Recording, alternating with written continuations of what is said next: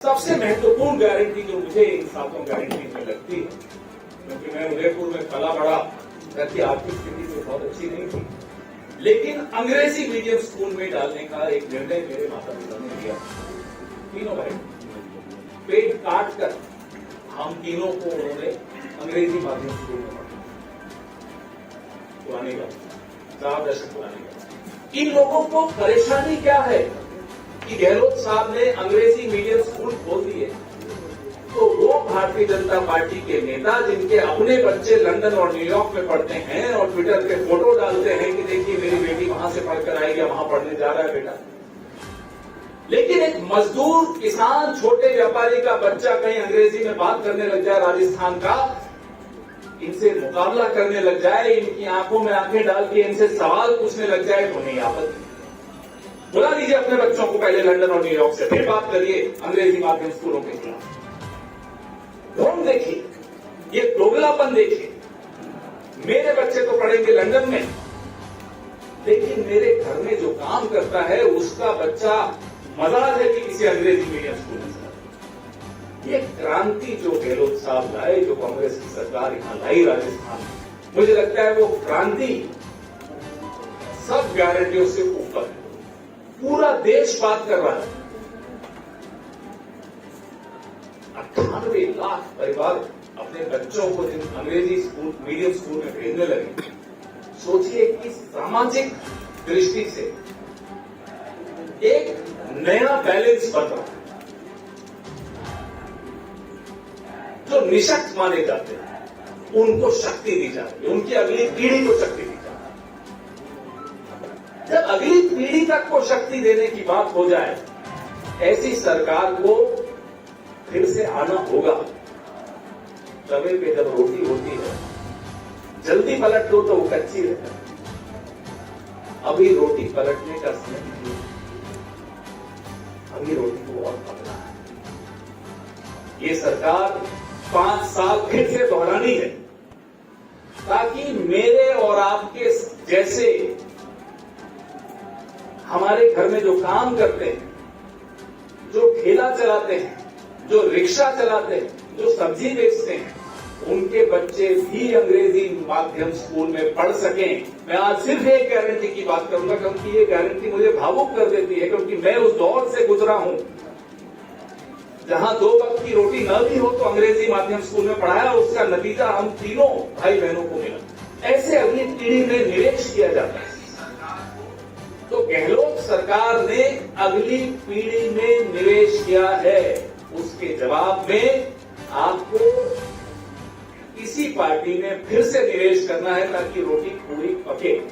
और वो लोग जिनको आपत्ति है अंग्रेजी माध्यम स्कूलों से, वो खुलकर सामने आए, बताएं क्या आपत्ति। बाहर जाकर पूछिए किसी भी दुकान वाले से, किसी भी रेहड़ी वाले से, किसी से पूछिए कि उसके मन में एक मुराद है कि उसका बच्चा अंग्रेजी या उसकी बेटी अंग्रेजी बोल सके, डटकर नए समाज में मुकाबला कर सके। इसमें भी इनको आपत्ति क्या चाहते हैं कि जो कमजोर है वो कमजोर रहे। और ऐसा नहीं है कि अंग्रेजी पढ़ाएंगे तो राजस्थानी नहीं पढ़ाएंगे या हिंदी नहीं पढ़ाएंगे, तीनों भाषाएं पढ़ेंगे और मजबूत बनेंगे और सशक्त बनेंगे। तो ये सबसे महत्वपूर्ण गारंटी मेरी नजरों में, जो समाज में एक जिसको साइलेंट रेवोल्यूशन कहते हैं, चुपचाप से एक क्रांति आ गई, ये वो गारंटी। बाहर के नारे अब कम हो गए क्योंकि कैमरा सारे अंदर आ गए। इसलिए हम बार बार आपसे आकर गारंटियों की बात करते हैं, इसलिए हम इनका असली चेहरा आपके सामने लाकर एक्सपोज करते हैं कि ये जो ये बोल रहे हैं अंग्रेजी माध्यम स्कूलों के खिलाफ, ये दरअसल राजस्थान की अगली पीढ़ी के खिलाफ। अपने बच्चों को कहीं भेज देंगे पढ़ने,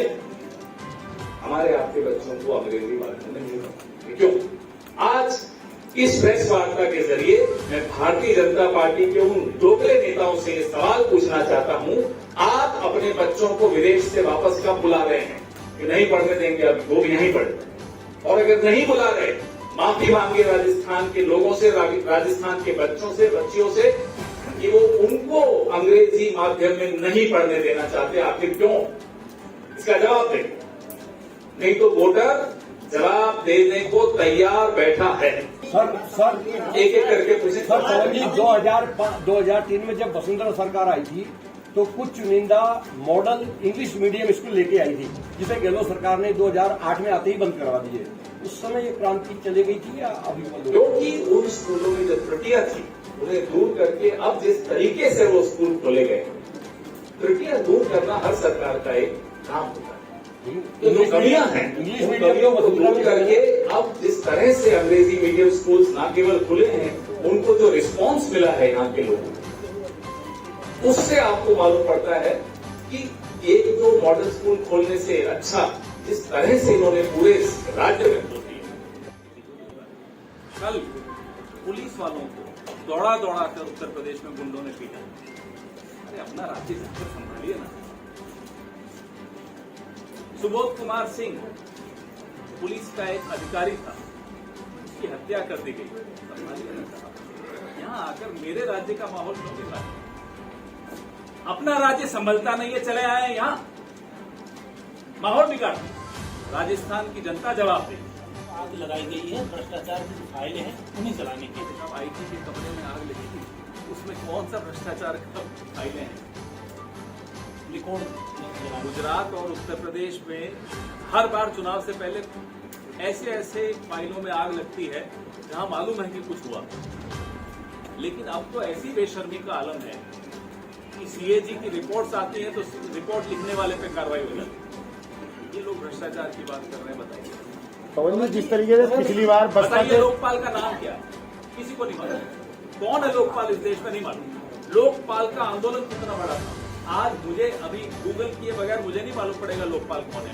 अतुल जी तो बड़े ज्ञानी हैं, आईएएस वाईएएस कर चुके हैं। पूछिए इनसे लोकपाल कौन है, पूछिए स्वर्णिम भाई से लोकपाल कौन है। मैं आपसे पूछता हूँ, चलाया एक सेकंड। लोकपाल का जब नाम नहीं मालूम इस देश में और लोकपाल के आंदोलन पे सवार होकर सरकारें बनाते हैं, वो भ्रष्टाचार की बात करते हैं। मोदी जी से पूछते हैं कि लोकपाल आपने बनाया ना, कहाँ है वो लोकपाल? उस पर कितने केस आपने उसको दिए हैं? लोकपाल तो केंद्र सरकार ने बनाया ना। मैं लोकायुक्त की बात नहीं कर रहा हूँ, मैं एक सेकंड लोकपाल की बात कर रहा हूँ, सीएजी की बात कर रहा हूँ। कहाँ है सीएजी? क्या होता है सीएजी रिपोर्ट्स का? 55 आई थी 2015 में, 2021 तक आते आते 14 रह गई। सीएजी रिपोर्ट्स नहीं आती अब इस देश में, आती है तो उनकी ट्रांसफर कर दी जाती है जो रिपोर्ट लिखते हैं ऑडिटर। सर ऐसे कौन से खास मुद्दे हैं जिसमें इस बार कांग्रेस प्रदेश की जनता से वोट की अपील करेगी? जो काम किया दिल से, इसलिए कांग्रेस फिर से एक नारे में सब कुछ आ जाता है। उसमें हमारी सारी गारंटीज आ जाती है, उसमें हमारी तमाम योजनाएं आ जाती हैं।